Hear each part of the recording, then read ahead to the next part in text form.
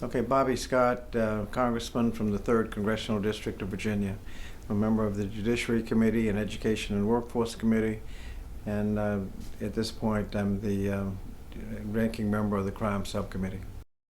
Well, first of all, making crime policy is easy. You have to first make a threshold choice as to whether you're trying to reduce crime or whether you're playing politics.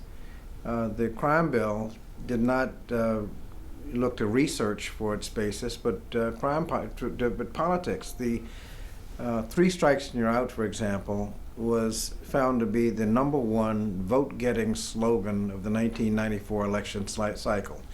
It beat anything you could say about Social Security, health care, the environment. 3 strikes and you're out got you more votes.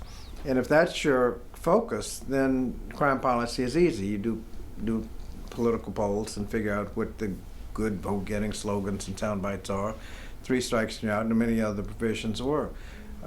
If you try to analyze in terms of crime reduction value, 3 strikes and you're out never made any sense. When you have a document that is a political document, not a crime reduction document, then a lot of things can happen. You get mandatory minimums, all of the things that lead to increased incarceration without any crime reduction value to it.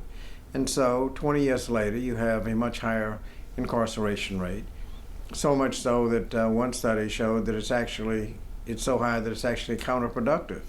The Pew study on the states calculated that anything over 500 per 100,000, you're messing up so many families, you're wasting so much money, so many people have felony records. You have it up to 500, enough to cover all of the ones that really need to be in jail. And over that, you're just wasting money and actually increasing the crime rate, over 500. National rate now is over 700 per 100,000. In the minority communities, 10 states lock up African Americans at the rate at 4,000 per 100,000. Anything over 500, counterproductive. The Black Caucus was concerned because a lot of the provisions in practice adversely affect the black community disproportionately. The death penalty, for example, and there were 66 new death penalties. There was a provision in the House bill to have what was called the Racial Justice Act, and that is if you could show that the death penalty was being applied in a discriminatory history, then you can bring that up as part of your case to argue against the death penalty in this case. That got lost somewhere between the House and the Senate and was not in the final version. The over-incarceration, the drug offenses, all have had a disproportionate effect on the African American community. And when you add to that these provisions have nothing to do with reducing crime, and they load up the prisons disproportionately with African Americans, and that has happened. I mean, everybody kind of knew that was going to happen. We know what actually reduces crime, particularly violent crime. We know. There's a list of studies, a lot of research. We know what works and what doesn't work. And trying more juveniles as adults doesn't work. Resource officers in the schools doesn't work. Scared Straight, DARE program don't work. Prevention, early intervention, comprehensive approach, getting young people on the right track and keeping them on the right track does work. I mean, we know how to reduce crime. And if your goal is to reduce crime, you know how to put a crime bill together. Well, many states have figured out that they just cannot afford the simple-minded slogans and sound bites because their prison population continues to grow and they can't afford it. Texas, I think, came to its senses when they figured that they needed, at the rate they were going, billions of dollars. I think it was $17 billion they needed in new prison construction.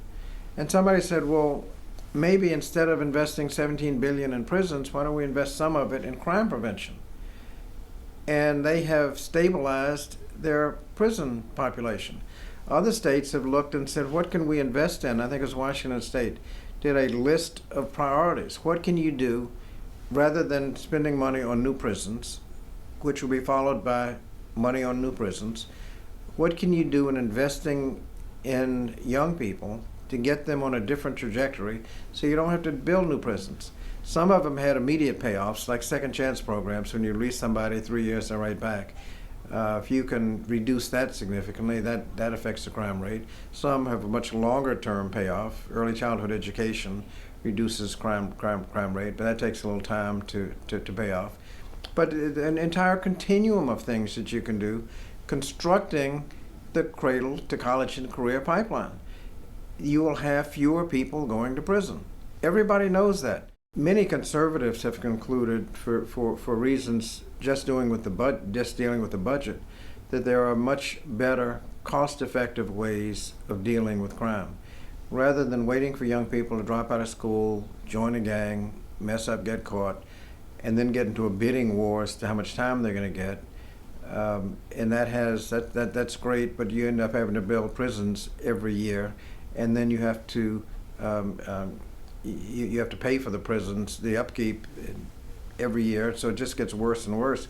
They've concluded that you can't afford it. So you have a lot of conservatives who are now saying that there are much better, cost-effective ways of dealing with crime rather than building prisons every year.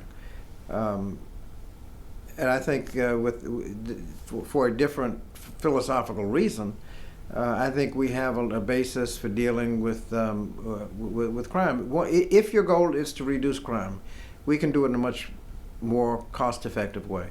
There's an old adage that no good politician ever votes against a crime bill named after somebody. And that's what you're dealing with politically. And it can be tough. But if you focus just on the research, just what works, make the choice that we're going to reduce crime and save money, I think there's an opportunity to pursue that course rather than the political course.